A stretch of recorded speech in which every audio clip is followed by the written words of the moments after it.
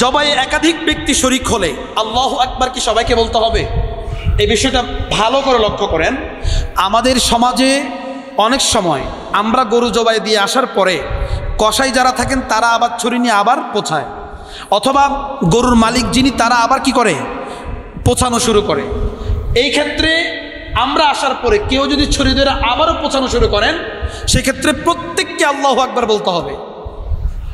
জবাই যদি একাধিক ব্যক্তি শরীক হয়, আমার সাথে যদি আরও কেউ ছুরি ধরে, তাহলে প্রত্যেকের আল্লাহু আকবার বলতে হবে। কোরবানি গোশত বিধর্মীকে দেওয়া যাবে কিনা?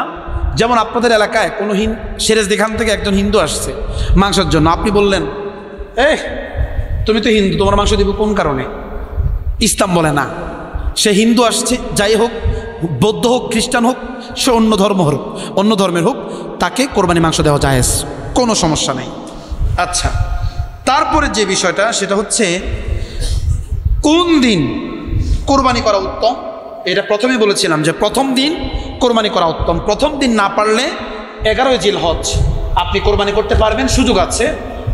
ওই দিনই যদি না পারেন, তৃতীয় দিন আপনি কোরবানি করতে পারবেন, সুযোগ আছে। অর্থাৎ 3 দিন সময় থাকে কোরবানি দেওয়া, 10 জিলহজ, 11 জিলহজ এবং 12 জিলহজ।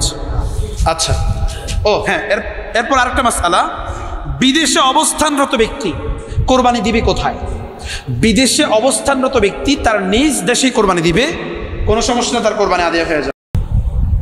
ঈদের দিন নাকি কোরবানি মাংস দিয়ে খাওয়া শুরু করা সুন্নত? হ্যাঁ, যদি সম্ভব হয় তাহলে কি করবেন? ঈদের দিনেই আপনারা যেই গরু কোরবানি দিবেন সেই গরুর কোরবানির মাংস দিয়েই কি করবেন? খাবার শুরু করবেন, এটা সুন্নাহ।